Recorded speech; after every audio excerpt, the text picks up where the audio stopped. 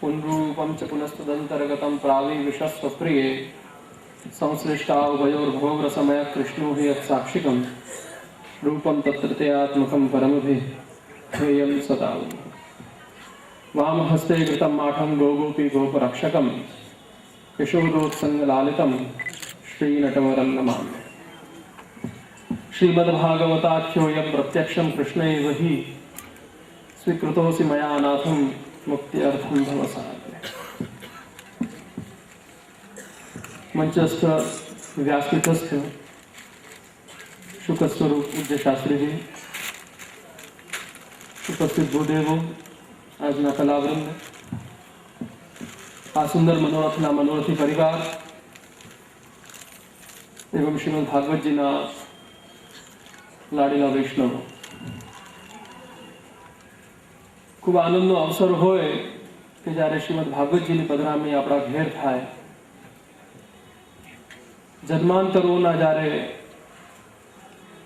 પુણ્ય ફલે છે ત્યારે શ્રીમદ ભાગવતજીનો અનુભવ આપણને થાય છે। શ્રીમદ ભાગવતજીની કથા આપણે વારે ઘડી સાંભળતા હોઈએ, ઘણીવાર આપણને વિચાર આવે, મારા જવાનો તો વિચાર આવે નાની ઉંમરના, કે ભાગવતજીની કથા એક સરખી કૃષ્ણ લીલા છે કે પહેલાની બધી લીલાઓ છે, એ તો શ્રવણ કરી લીધી, હવે બીજી વાર ક્યાંક આયોજન છે તો જવું જરૂરી છે, કથા સાંભળવી જરૂરી છે, એવો વિચાર સહેજ આવે। ઘણા વ્યવહારમાં આવ્યા હોય ને એટલે હું કહું છું કે ભાઈ આપણો વ્યવહાર છે એટલે જવું પડે, પણ શ્રીમદ ભાગવતજીની જે કથા છે એ આપણા દેહેન્દ્રિયના દોષને દૂર કરનારી કથા છે। એવું જરૂરી નથી કે આજે આપણે દોષમુક્ત થયા તો ઘરે જતા જતા આપણને દોષ નથી પડવાના, કે 2 મહિના સુધી પછી આગળ આપણને દોષ નથી પડવાના।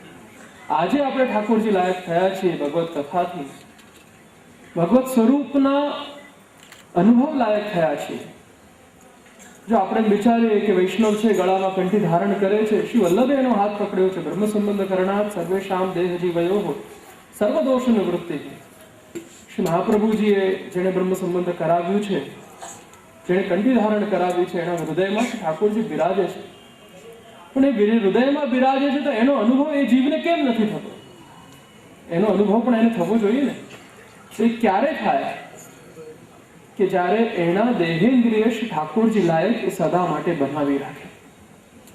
શ્રી ઠાકોરજી તો એમનો અનુભવ કરવા માટે, એમના સ્વરૂપનું દાન કરવા માટે જ પધાર્યા છે, અને સ્વરૂપનું દાન એ ક્યારે એ જીવ ઝેલી શકે? કે જ્યારે એ ઠાકોરજીને ઝેલવા લાયક બને ત્યારે। તો શ્રીમદ ભાગવતજીની જે કથા છે એ જીવને શ્રી ઠાકોરજીના સ્વરૂપને ધારણ કરી શકે એવું સામર્થ્ય આપનારી છે। અને એમાં દશમસ્કંદ શ્રીમદ ભાગવતજીનું હૃદય કીધું છે। હૃદય એટલે જેના ધબકારા બંધ થઈ જાય તો બીજી બધી ઇન્દ્રિયો, બધા અંગો કોઈ કામના રહેતા નથી। શ્રીમદ ભાગવતજીના આ દશમસ્કંધને શ્રી ઠાકોરજીની નિરોધ લીલા કીધી છે। જે ચિત્તને પોરવે એ લીલામાં એને શ્રી ઠાકોરજી છોડતા નથી।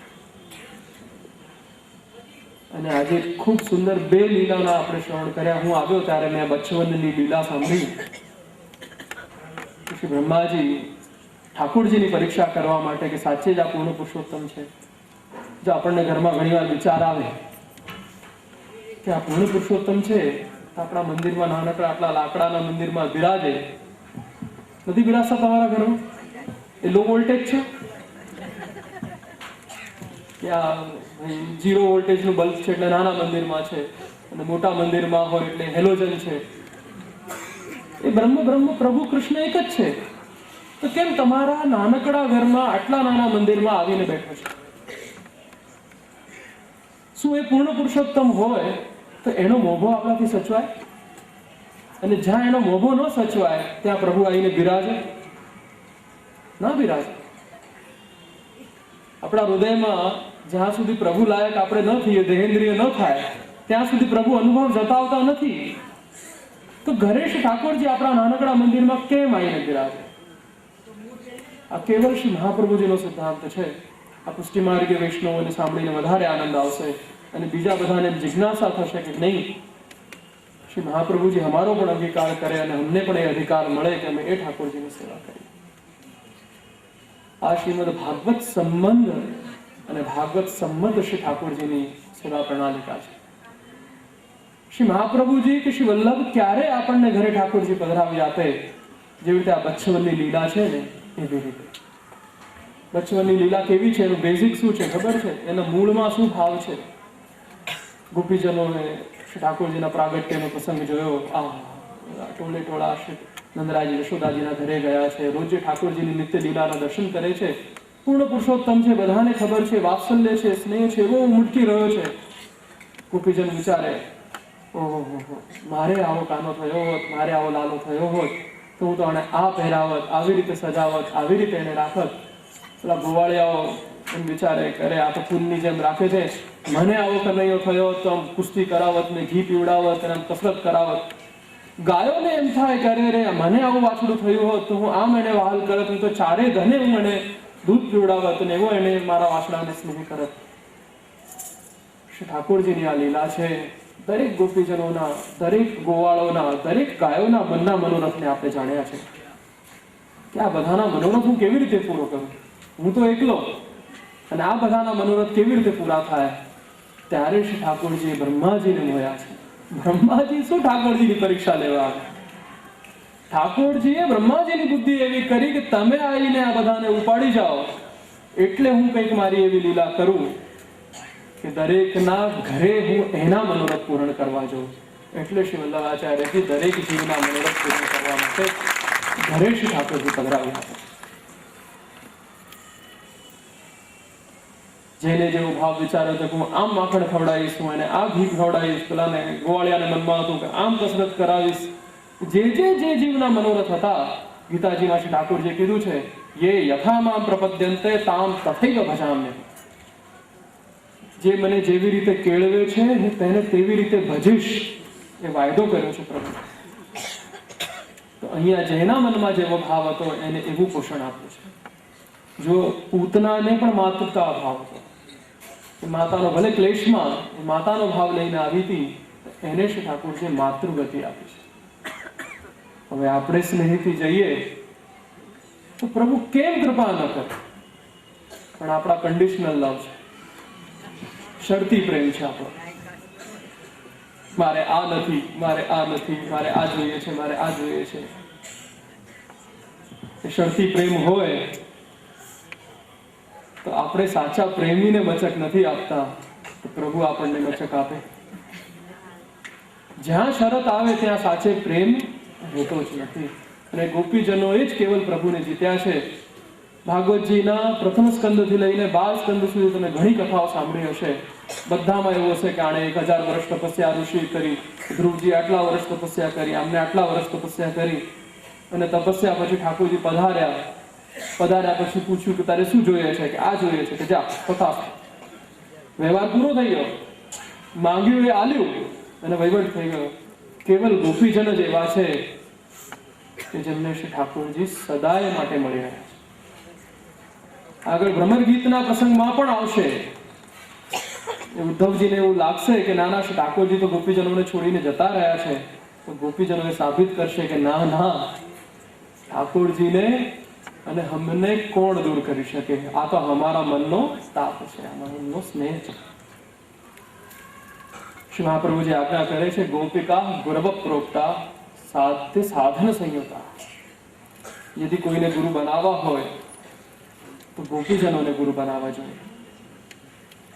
ગુરુજન એટલે કેવી રીતે? કે સાધ્ય સાધન સંયુક્તા. શ્રી મહાપ્રભુજી ગોપીજનોને ગુરુ કીધા.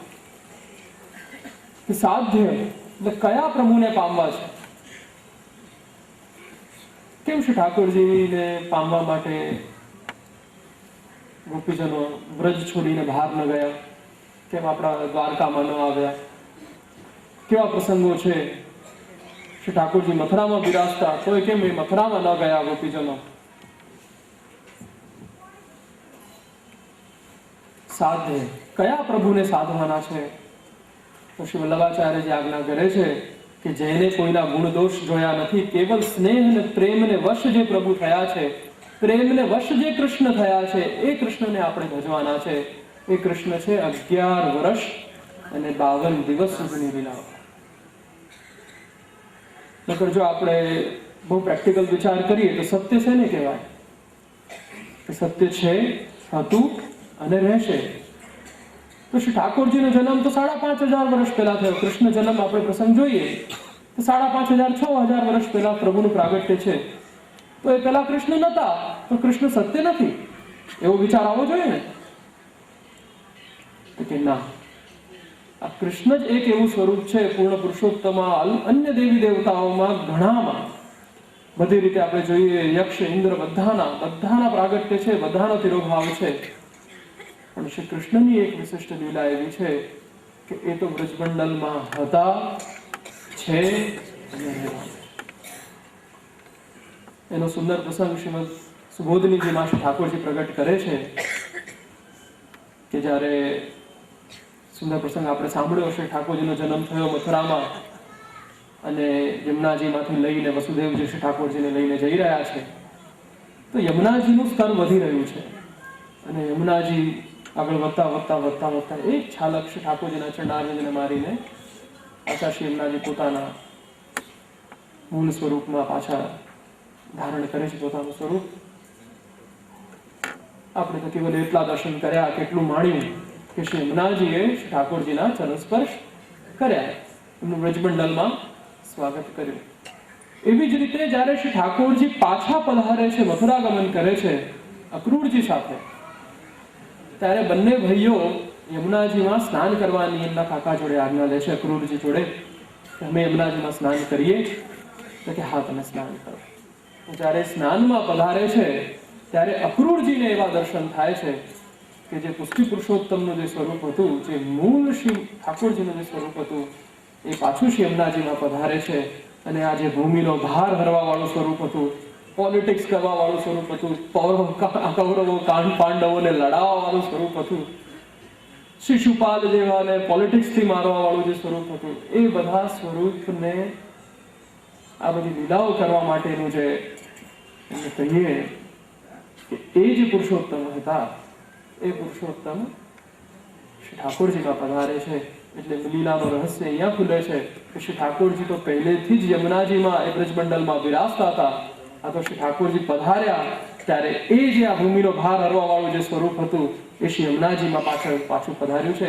અને પુષ્ટિ પુરુષોત્તમ કે જે કેવલ સ્નેહને વશ થયો છે, કેવલ પ્રેમને વશ થયો છે, એ પ્રભુ એ શ્રી ઠાકોરજીમાં પધાર્યા અને એ જ પ્રભુ પાછા બ્રજમંડલમાં એ જ નિત્ય લીલામાં સદા માટે બિરાજે છે. આ અદ્ભુત લીલા કેવલ કૃષ્ણ લીલા છે. આપણે એ કૃષ્ણનું દાન આપણને શ્રી વલ્લભાચાર્યજીની કૃપાથી થયું છે. આજ સુધીના ઇતિહાસમાં ઘણા આચાર્યો, ઘણા દિવ્ય સંતો થયા, પણ કેવલ શ્રીનાથજીએ શ્રી વલ્લભાચાર્યજીને એવી આજ્ઞા કરી કે જેનો હાથ તમે પકડશો એનો હાથ હું નહીં છોડું. જેને તમે બ્રહ્મ સંબંધ કરાવશો એને મારી નિત્ય લીલામાં હું પ્રવેશ કરીશ. બરોબર છે. એવા દિવ્ય શ્રી વલ્લભાચાર્યજીના સિદ્ધાંત અનુસાર શ્રીમદ ભાગવતજીને આપણે સંમત માન્યા છે. શ્રી વલ્લભાચાર્યજીના પ્રાગટ્ય પહેલા કેવલ 3 મૂળ ગ્રંથોને પ્રસ્થાનત્રયી એને સૈદ્ધાંતિક માનવામાં આવતી હતી. વેદા કૃષ્ણ વાક્યાની વ્યાસ સૂત્રાણી, એટલે વેદો શ્રીમદ ગીતાજી, કૃષ્ણ વાક્યાની એટલે ગીતાજી, અને વ્યાસ સૂત્ર બ્રહ્મસૂત્ર, એ 3 જ પોતાના સિદ્ધાંત પ્રગટ કરવા માટે, પોતાની ફિલોસોફી બતાવવા માટે મૂળ સિદ્ધાંતિક ગ્રંથો તરીકે માનવામાં આવતા હતા. અને શ્રી વલ્લભાચાર્યજીએ પ્રસ્થાન ત્રયનું પ્રસ્થાન ચતુષ્ટયી કહ્યું છે કે નહીં, શ્રીમદ ભાગવતજી પણ સૈદ્ધાંતિક સંમતિ આપે છે. એટલે શ્રીમદ મહાપ્રભુજીની જ કૃપાથી આ જગતને શ્રીમદ ભાગવતજીના મૂળ સ્વરૂપનું જ્ઞાન થયું છે. શ્રી ભાગવતજીની કૃપાથી એ શ્રી ઠાકોરજી લાયક દેહ આપણને પ્રાપ્ત થાય. અને જો બીજી પણ કેવી અદ્ભુત લીલા આજે આપણે ઇન્દ્રમાન ભંગનો પ્રસંગ સાંભળીશું. આ બે લીલા તો એક સરખી લીલા છે. આ પ્રસંગમાં તમે જોજો કે બ્રહ્માજીને ઠાકોરજી માફ નથી કર્યા અને ઇન્દ્રને માફ કર્યો.